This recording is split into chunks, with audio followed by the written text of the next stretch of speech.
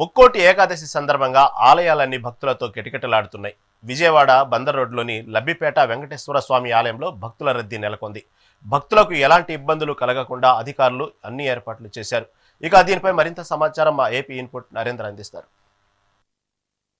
ముక్కోటి ఏకాదశి సందర్భంగా లబ్బిపేట వెంకటేశ్వర స్వామి దేవస్థానం వద్ద పెద్ద ఎత్తున ఏర్పాట్లు చేశారు. స్వామివారిని దర్శించుకునేందుకు ఉదయం నుంచి కూడా భక్తులు బారులు తీరారు. అయితే ఇక్కడ భక్తుల కోసం ఎలాంటి ఏర్పాట్లు చేశారు, ముక్కోటి ఏకాదశి విశిష్టత ఏందని తెలిపేందుకు మనతో పాటు ఇక్కడ పాలక మండలికి సంబంధించినటువంటి సభ్యులు, అదేవిధంగా దేవస్థానంలోనే పూజారులు ఉన్నారు. వాళ్ళని తీసుకునేటువంటి ప్రయత్నం చేద్దాం. సార్ చెప్పండి, ముఖ్యంగా ఇక్కడ స్వామివారిని దర్శించుకునేందుకు పెద్ద ఎత్తున భక్తులు తరలి వస్తూ ఉన్నారు. ఎలాంటి ఏర్పాట్లు చేశారు? ఇది కంచి కామకోటి పీఠస్థ వెంకటేశ్వర స్వామి ఆలయం, చంద్రమౌళీశ్వర స్వామి ఆలయం, మూడు ఆలయముల యొక్క కూడిక ఇది. కంచి కామకోటి పీఠస్థ ఆలయం ఇది. కంచి కామకోటి పీఠాధిపతులు అంటే జగద్గురువులు. ఆయన నడిచే దేవుడని పెద్ద స్వామివారికి బిరుదున్నది. అలాంటి నడిచే దేవుని యొక్క నిర్వహణలో ఉన్నటువంటి పీఠస్థమైనటువంటి ఆలయం సర్వాంగ సుందరంగా దినదిన ప్రవర్ధమానంగా కొనసాగుతూ విశేష కార్యక్రమాల్లో భక్తులందరూ వేల సంఖ్యలో దర్శనం చేసేటట్టుగా ప్రఖ్యాతి పొందినటువంటి ఆలయం ఈ వెంకటేశ్వర స్వామి, చంద్రమౌళీశ్వర స్వామి, సుబ్రహ్మణ్యేశ్వర స్వామి ఆలయాలు కూడాను. అందరూ వారి వారి శాంతి కార్యాల కోసం, భగవద్ దర్శనం కోసం, ఐహికములైన సుఖభోగములు కలగాలనే సంకల్పంతో, పారమార్థికమైన మోక్షం కూడా కలగాలనే సంకల్పంతో భక్తి శ్రద్ధలతో త్రికరణ శుద్ధిగా పూజా కార్యక్రమాలు కొనసాగింపజేసుకుంటూ వారి వారి ఫలితాలు అందరూ పొందుతున్నారు. అలాంటి దివ్య సన్నివేశంలో ఈనాడు వైకుంఠ ఏకాదశి మహాపర్వడి సందర్భంగా ఉత్తర ద్వార దర్శనం అనేటువంటి ఒక విశేషంగా ఏర్పాటు చేస్తారు. వైష్ణవ సంప్రదాయంలో స్వామి ఉత్తరముఖంగా మనకి దర్శనాన్ని అనుగ్రహిస్తారు.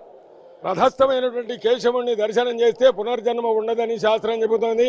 ఆ ప్రకారంగా స్వామి యొక్క రథంగా ఇక్కడ విశేష అలంకారం, అనంతుడి మీద స్వామి ఆసీనుడై మనకి విశేషమైన అలంకారాలతో దర్శనాన్ని అనుగ్రహిస్తున్నాడు. భక్తులందరూ కూడా నిర్భయంగా దక్షిణముఖంగా దర్శనం చేస్తారు. దక్షిణ దిక్కు యమదిక్కు అని భయమని అటు మనం చూడొద్దని ఏదో అనుకుంటాం సాధారణంగా. కానీ ఈనాడు 33 కోట్ల దేవతలు కూడా స్వామిని దక్షిణముఖంగా నిలబడి ఉత్తరముఖంగా దర్శనాన్ని అనుగ్రహించే స్వామిని దర్శనం చేసే విశేష పుణ్యదనం ఇది.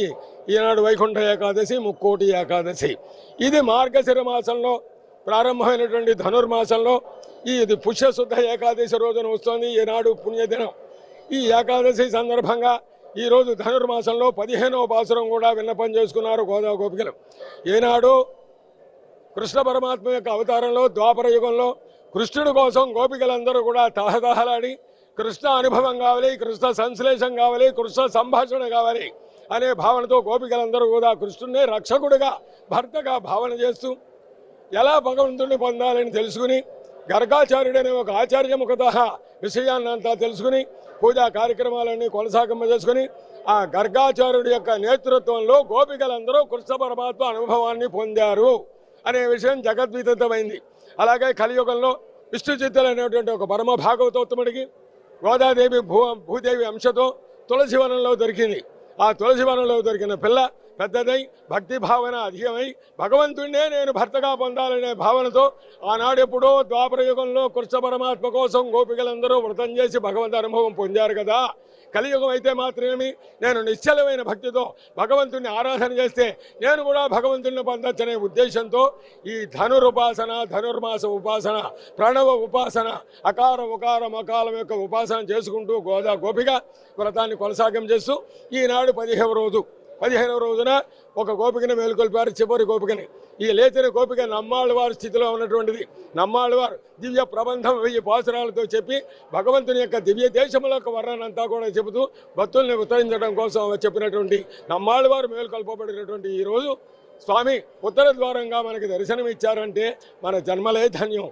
అలా సందర్భంలో ఇక్కడ చేసినటువంటి ఏర్పాట్లన్నీ కూడా చాలా దివ్యంగా చేశారు. మన చైర్మన్ గారు దాని వివరాలు క్లుప్తంగా చెబుతారు.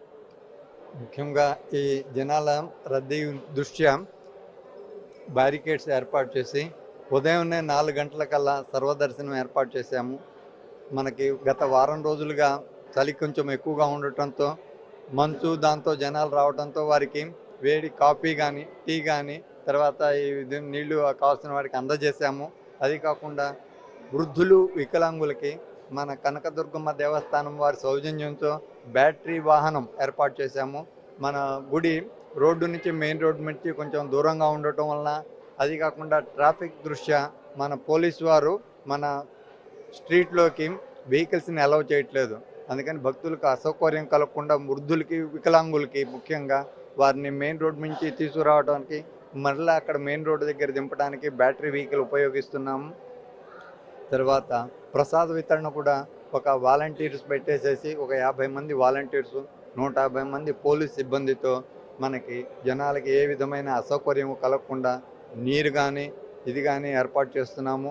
అది కాకుండా మన గవర్నమెంట్ వారు ఒక మెడికల్ ఇమీడియట్గా ఫస్ట్ ఎయిడ్ సెంటర్ని కూడా ఏర్పాటు చేశారు. ఏమన్నా కొంచెం ఇబ్బందిగా ఉన్నా కానీ ఆరోగ్య దృష్ట్యా ఇమీడియట్గా ఫస్ట్ ఎయిడ్ కోసం ఏర్పాటు చేశాము. ఇవాళ జనాలు రద్దీ దృష్ట్యా కొంచెం తొందరగా లైన్ మూమెంట్ జరుగుతుంది. రేపు ఎల్లుండి ఫస్ట్ కూడా నిజారుగా ఎంతైనా టైం ఉపయోగించుకుని చూసుకుని దర్శనం చేసుకోవడానికి ఏర్పాట్లు చేశాము. చాలా ధన్యవాదాలు. ఇది మొత్తంగా చూసుకున్నట్లయితే ఏదైతే విజయవాడలోని లబ్బిపేటలో ఉన్నటువంటి వెంకటేశ్వర స్వామి దేవస్థానం వద్ద భక్తుల కోసం అన్ని రకాలుగా ఇక్కడ పాలక మండలి ఏర్పాట్లు